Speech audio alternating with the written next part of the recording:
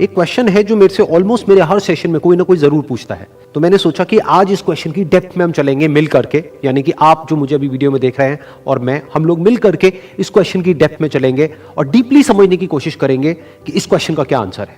वो क्वेश्चन है कि हमेशा मोटिवेटेड कैसे रहे। तो इससे पहले कि इस क्वेश्चन की हम डेप्थ में चले, मैं आपको बताना चाहूंगा एक ऐसी स्टडी के बारे में जो बहुत ही इंटरेस्टिंग है। वो हुई थी कोलंबिया यूनिवर्सिटी में 1998 में। एक प्रोफेसर ने इस स्टडी को किया जिसमें कि बहुत सारे बच्चे थे जो कि सारे 5th स्टैंडर्ड के थे और उनको पजल्स थी बहुत तरह तरह की सॉल्व करने के लिए। उसमें से कुछ पजल्स बहुत ही मुश्किल थी, कुछ बहुत ही आसान थी।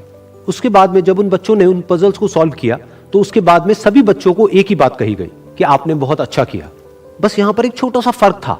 आधे बच्चों को उन्होंने कहा कि आपने इतना एक्स्ट्राऑर्डिनरी इसलिए परफॉर्म किया क्योंकि आप बहुत ही ज्यादा इंटेलिजेंट हो, और बाकी के जो आधे बच्चे थे उनको कहा गया कि आपने जो इतना एक्स्ट्राऑर्डिनरी परफॉर्म किया उसकी वजह थी आपका हार्ड वर्क।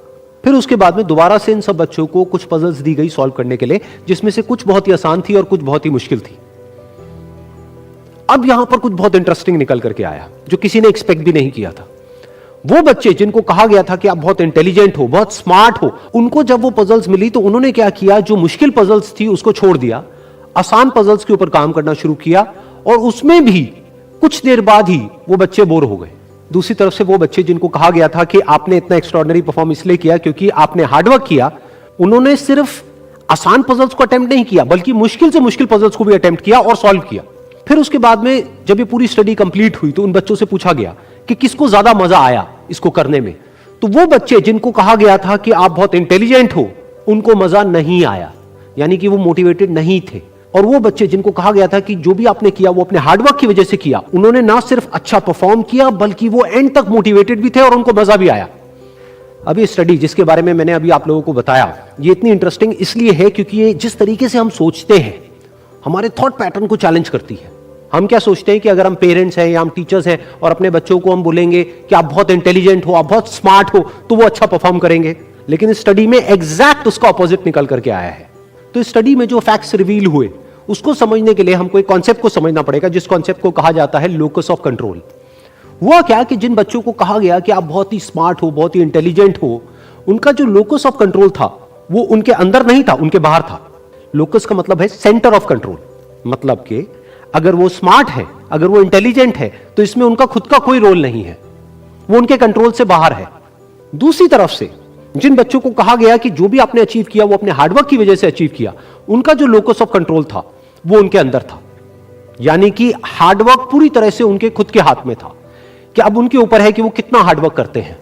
और ये सिर्फ इस स्टडी में निकल करके नहीं आया है, इस तरह की और भी बहुत सारी स्टडीज हुई हैं, बहुत सारी रिसर्चेस हुई हैं जहां पर एग्जैक्ट यही चीज निकल करके आई है कि अगर हम खुद को हमेशा मोटिवेटेड रखना चाहते हैं तो उसका सिर्फ एक तरीका है कि जो कंट्रोल है वो पूरी तरह से हमारे अपने हाथ में होना चाहिए। तो अब समझने की कोशिश करते हैं कि ऐसा क्या होता है कि जो कंट्रोल है वो हमारे हाथ से चला जाता है, और ऐसा क्या होता है जब कंट्रोल हमारे हाथ में आ जाता है। जब भी हम एक्सटर्नल फैक्टर्स की बात करते हैं कि मैं ये नहीं कर पा रहा इस वजह से, उस वजह से, उस वजह से, जो कि मेरे कंट्रोल से बाहर है, तो हमारे हाथ से कंट्रोल चला जाता है। लेकिन जब हम बात करते हैं कि हम एग्जैक्टली क्या कर सकते हैं, जब हम अपनी कैपेबिलिटीज के बारे में बात करते हैं, तब कंट्रोल पूरी तरह से हमारे हाथ में आ जाता है। जब हमारा फोकस उन रीजंस पे नहीं होता है जिनकी वजह से हम वो नहीं कर सकते जो हम करना चाहते हैं, बल्कि उस जगह पर होता है कि जिस वजह से हम वो कर सकते हैं जो हम करना चाहते हैं, तब हम अंदर से मोटिवेटेड होते हैं।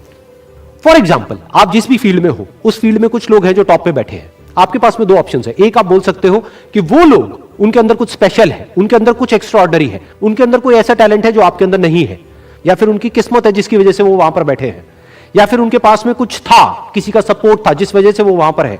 अगर इसमें से ऐसा आपने कुछ भी बोला तो आप फंस गए।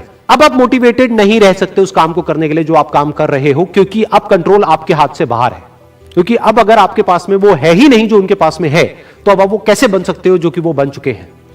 लेकिन अगर आप ये बोलते हो कि जिस भी फील्ड में आप हो, उस फील्ड में जो भी टॉप पे बैठे हैं वो वहां पर है अपने हार्डवर्क की वजह से, अपने स्मार्ट वर्क की वजह से, या जो कुछ भी उन्होंने किया, जो कुछ भी उन्होंने सीखा उसकी वजह से, तो अगर वो कर सकते हैं तो मैं भी कर सकता हूं। उन्होंने भी मेरी ही तरह एक ना एक दिन कहीं ना कहीं से शुरुआत करी थी, जहां से कि आज मैं शुरुआत कर रहा हूं। तो मुझ में और उनमें अगर कोई फर्क है तो वो सिर्फ एक है, वो है टाइम का, कि आने वाले 10 साल बाद या 20 साल बाद मैं भी उन्हीं की जगह पर हो सकता हूं या उनसे भी आगे हो सकता हूं जहां पर आज वो है। तो अब कंट्रोल पूरी तरह से आपके हाथ में है।